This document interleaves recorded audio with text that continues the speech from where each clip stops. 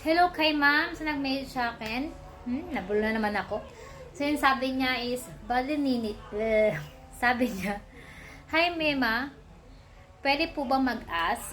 Body needed your help lang po. Pwede po ba pa-help or kahit gumawa kayo ng video how to earn money sa pag-reels nyo? Anong mga step po ba yung needed para maging active si FB? Nag-search kasi ako, pero hindi ko talaga alam yung exact tapos need ganyan. So, ganito ang gagawin natin dahil ang gamit ko is personal account. So, yun, yes, pwede tayong kumita kay personal account kahit kahit di na tayo gumawa ng page. Sa personal account natin kaya na tayong kumita, katulad ko. So, yung ganito lang ginawa ko. Huwag mo patay ilaw ah. So, ayun, pupunta tayo dito sa tatlong dot. Sa tabi ng view tools. Dito tayo pupunta sa tatlong dot. So, ayan, makita nyo yung turn professional mode off. So, kailangan naka-turn on yan.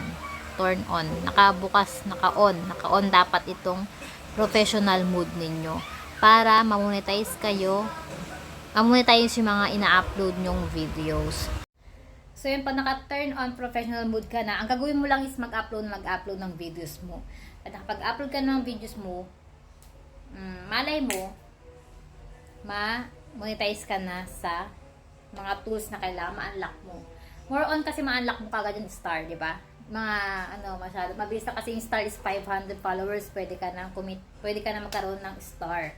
So, katulad sa akin, hindi ko gaano maano yung star kasi mahirap siyang maliit lang din ang kitaan sa star.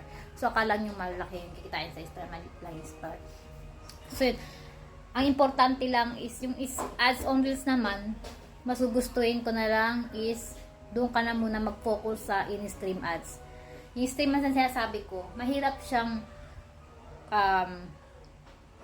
kotahin. Parang kota kasi yun yung in-stream ads. Pero yung sinasabi kong stream ads, yun yung magkakaroon ka ng ads sa mga videos mo. So, yun. Ang gagawin mo lang yun ay, ang criteria ni in-stream ads is 5,000 followers. 5,000 followers. 60,000 minutes views. So, yun. Sa 60 days, kailangan mong kumuta ng 60,000 minutes views. 60,000. Tama, 6,000 minutes views. Saka ako makita sa next content na natin siya ilalabas kung ano yung kukutain kay in-stream ads. Pero yung sinasabi ko is kailangan mo ng 5,000 followers, 60,000 minutes views, at 5 person na mag-share sa videos mo. Ayun ang kailangan. Kasi yung parang napakabilis. At meron kasing kukotahin. Di katulad kay ads on reels, si Meta ang mag-i-invite sa'yo. Si Meta, tsaka kanya bibigyan ng invitation. Para paano ka ma-monetize sa ads on reels. Kasi ako, tagal din ako bago ako sa ads on reels eh. Gusto ko rin kasi ads on reels kasi konting video lang, kikita ka na. So, matagal-tagal din ako bago ako na-invite sa ads on reels. So, kung gusto mo ng ads on reels kaagad, mas gusto mong ma-invite kaagad kay Meta doon sa ads on reels, ang gagawin mo lang is mag-upload ka ng video mo 3 seconds pataas. Kailangan sarili mong audio. Huwag kang gagamit ng kung kaninong audio, ganon. Basta original audio lang. O kung gusto mong gumamit ng audio na may sounds, kailangan is original audio ng may-ari. Kunwari, yung audio ko, ginamit mo. So, yun, pwede yun. Pwedeng gamitin yun, pwede yun. Basta pwede yun. Pero yung mga sounds na sa may baka copyright, ganon, bawal, ayaw ni maarte kasi si ads on reels, guys. Totoo lang, maarte si ads on reels. Sometimes, minsan sa mga videos ko is, kahit umabot siya ng 600,000 yung views, 0 pa rin walang kita. So, yun, kailangan original sounds ng may-ari yung gagamitin mo. Sariling audio pala, sariling audio. So, yun, sana naintindihan nyo yung sinasabi ko.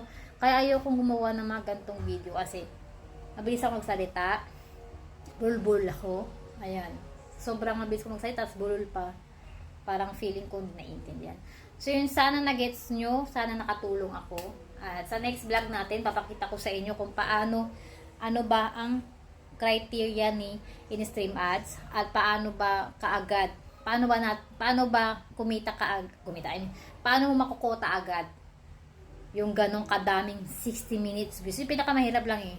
Marami nahirapan doon sa 60,000 minutes views. Yun ang pinakamahirap. Pero kung gugustuhin mo at may tiyaga ka, ganun lang gagawin mo. Sa next content na po natin yun. So yun, thank you guys. Sana maintindihan mo po ate. So yun, wait mo na lang po ang ating next content. Yan. Maraming salamat po.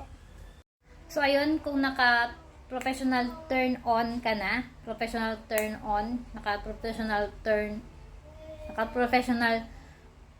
naka-turn on professional mode ka na, yun, naka-turn on professional mode ka na, mag-upload ka po na mag-upload ng videos mo. So, yun guys, ang gagawin nyo lang is, i-turn on yung professional mode nyo lang po yung personal account ninyo para pagka nag-post kayo ng video nyo at nag-viral siya, ayan, lalo na ako, ang una kong ginawa po ay yun, nanonood lang din naman ako ng YouTube. So yun, kung paano ba ma-invite, paano kumita kahit personal account lang. So yung ginawa ko is tinurn on professional mode ko yung profile account ko. Ayan, personal account ko.